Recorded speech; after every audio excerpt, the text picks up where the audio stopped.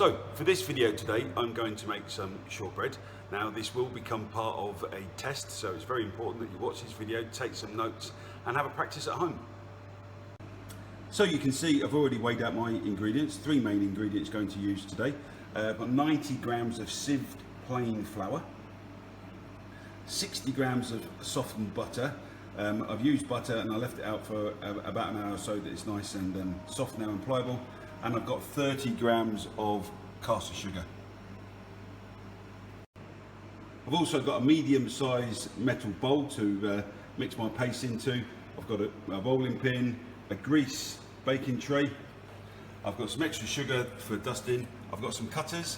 I've got a round and a rectangle one there. I've got a fork and some extra flour.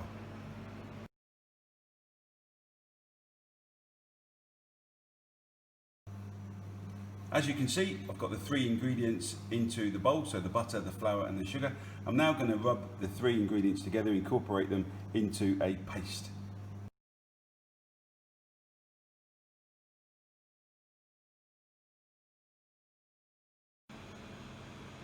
So as you can see now, that took 2 minutes. Because the butter was soft, I was able to incorporate the three ingredients together and I've now formed a paste.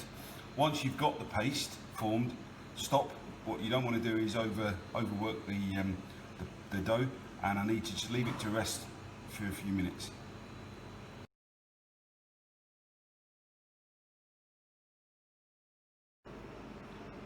So I've dusted a work surface, a clean work surface with flour. I'm now going to roll out my dough. You need to take a bit of care with this. This is quite a soft dough, so you need to be very careful and very patient. And you need to move the dough all the time. Every time you roll it, keep it moving. If you don't and you allow it to stick, it becomes very hard work. It's very unforgiving, so you need to keep moving the dough all the time.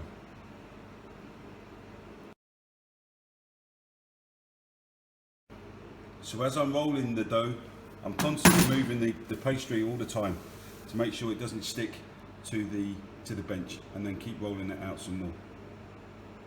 I need to get the paste to approximately 5 to 10 millimeters thick, and then I'm ready to cut. I can use any cutter you want. For this I'm going to use a round rectangle and also use a knife.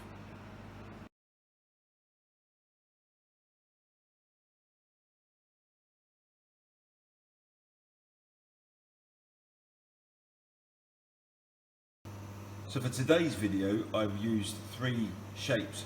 However, when you come to do shortbread for your assessment, you need to do one shape. So decide whether you want to do all circles or rectangles, and you can see that I've cut a square and cut that into half. So I've got some triangles. Play around, see what shape you want. But for your assessment, like I say, you need all the same size and shape. Once I'm happy with the dough and I've cut them out, I'm going to carefully use a palette knife and then take each piece off and place it onto my greased baking sheet.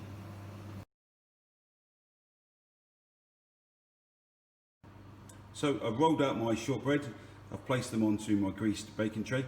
Notice that I've got them fairly well separated.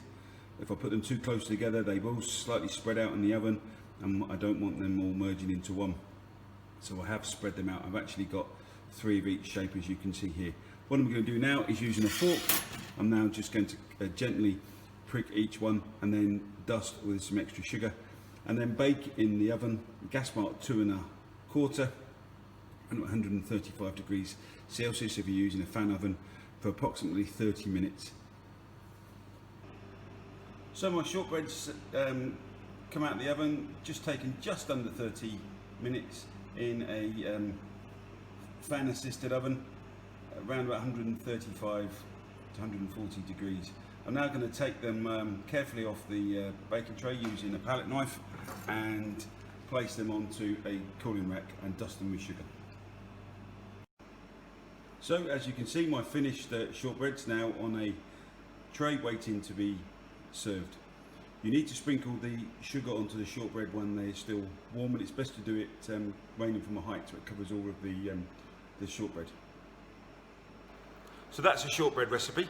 Now it's your turn to try and practice this at home. When we get around to doing the shortbread assessment, we also serve poached fruit with the shortbread. So now what I want you to do is think about what type of fruit can be poached. What would be good to go with the shortbread? How would you poach it? How long would you poach it? What kind of liquids would you use, etc., etc. See if you can practice this at home. Of course, when we get back to college, of course you will be practicing your shortbread and the poached fruit just before your assessment. So over to you. You've got the shortbread recipe. You know about the poached fruit. Happy cooking.